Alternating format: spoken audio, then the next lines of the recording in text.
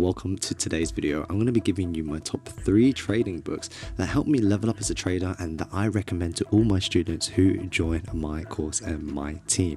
So I'm going to be talking about the trading books and a little bit of a summary of what the book's about and my main lessons that I learned from that book.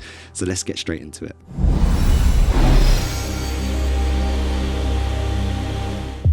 So the first book I want to recommend is Trading for Financial Freedom.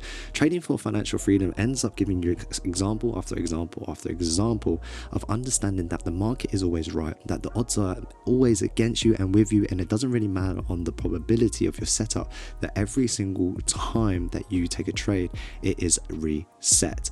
It gives you a little bit more of an understanding of how you should break it down for your life, how much money that you would really need, and a lot more of a psychological approach when it comes to trading.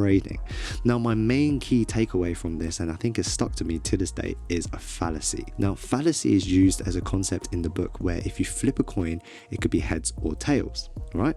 Now, if you flip that coin 10 times and it's heads 10 times, is the 11th time going to be tails or a higher probability for tails? And the answer is no.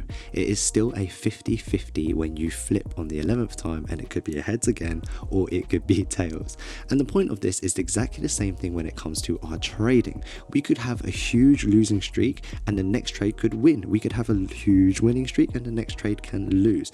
Every time we enter into a trade, there is a new set of profound probability that it can win and that it can lose. What we are trying to do is mitigate the risk, have a little bit of an edge, and a few other things that can combine into this to make sure that we lose less and win more when the time is right. But I think the biggest key takeaway from this is fallacy, knowing that the probability is reset every single time, and that if you can accept the fate of your trade, no matter what the outcome, you will feel a little bit better as a trader, and you will be able to trade to financial freedom. Number 2, we have, which is Trading in the Zone by Mark Douglas, and this always talks about the optimal ability of what you should be doing when you are trading in the zone. And it's like performance. When you are in the zone or you're on peak performance, ultimately you are able just to make the decisions. You feel like you're trading everything perfectly. You can read the market perfectly. But what's the difference between that and when you're losing? And really and truly, that is in you. Your inner self being, the way you're feeling, the way you are looking, and if you are in the zone. And ultimately, there are no right or wrong answers on how you can create this. But I think trading in and itself, the biggest thing is you need to understand yourself. How can you create yourself to go into this zone? How can you be in peak performance? How can you keep on top of yourself so that you can pattern recognize and take the trade and the best ability each single time, so you are not making mistakes and that you do not tilt and that you are working in the best way possible. So that is a little bit of a summary of trading in the zone.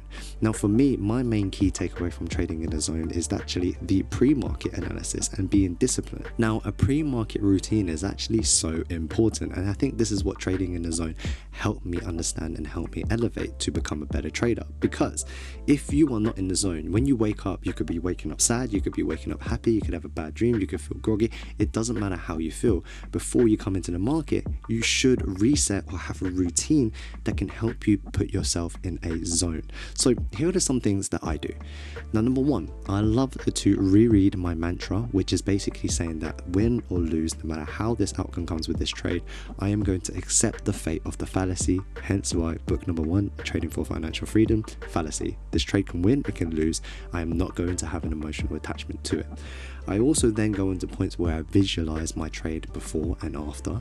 I can visualize it losing. So if I visualized it losing, and if the trade does lose, I've already accepted that fate. It doesn't affect me, and I know that I can come back again tomorrow. If I accepted it to win when it has won, I'm not in a euphoric state. I don't have dopamine. I don't have this overwhelming feeling to have overconfidence and to potentially even overtrade and get back into the market. So I have accepted that winning today, that is what it is. It's not affecting me too much. I'm just going to let that be. So I just want to quickly interrupt this video by remember to saying that if you do want to start your funded challenge and trade up to 1.5 million in terms of scaled or 600k in total of funded accounts, link in the description to get started. And also on Twitter, we do massive promotions and giveaways, so stay up to date with us at Wannabe Champ and MyFundedFX. Let's get back to the video. And then my third and final routine is daily report card. Now this daily report card is something that I emphasize within our trading group, which is our winner circle. And this winner circle is basically like an accountability. And this daily report card, you write your session, your pre-market analysis, what your goal is, and this whole daily report card is to help you understand what you are doing right, what you are doing wrong, what are the right habits to keep you in the zone, and what are the wrong habits that take you out of the zone. And it helps you stay accountable and look at this as a bigger picture, because most of the time when you're in the moment, you can't actually tell what you're doing right or wrong. You have to take a step back, and then you realize what you have done right and what you have done wrong. Hence why you can't manage what you don't measure, and you can't measure what you don't manage. So it's very important to keep track of a journal and understand yourself and make sure that you are trading in peak performance. Understand that every single time there's fallacy, and that you are trading in the zone to the best ability that you can. The last but not least, which is the book, is Market Wizards. I can't tell you how much this book has helped me. I think this book, as much as I can go through into so many different examples, there is just one little summary that I just want to finish this video with. And it's not a book that I can just tell you all in one go, but it is one thing that I can tell you is it helps you think bigger, because you understand people who are trading millions and billions and billions from a hedge fund's perspective, from institutional traders perspective, private equity, different levels of trading, not just retail traders like me and you, but serious bigger traders, and that they go through the same emotions that we do, but they have simple habits of failing and failing and failing and failing, but getting up every single time. You start to understand that everyone has the same approach to the markets, where they are constantly reviewing their psychology, their self-improvement, staying accountable, and also understanding that the market is always right, and that there are certain conditions that you can control and certain conditions that you can't control. Market Wizards is basically an interview of all the top traders around the world, and you get to understand, and I think for only like $40 or $50, a book that is worth billions and billions in terms of knowledge to learn from the best, whereas you wouldn't have an opportunity to sit with them and learn from them. So buy the book and learn from it. So that's my summary on the top 3 trading books. Let me know in the comments below, what are your top 3 trading books as well.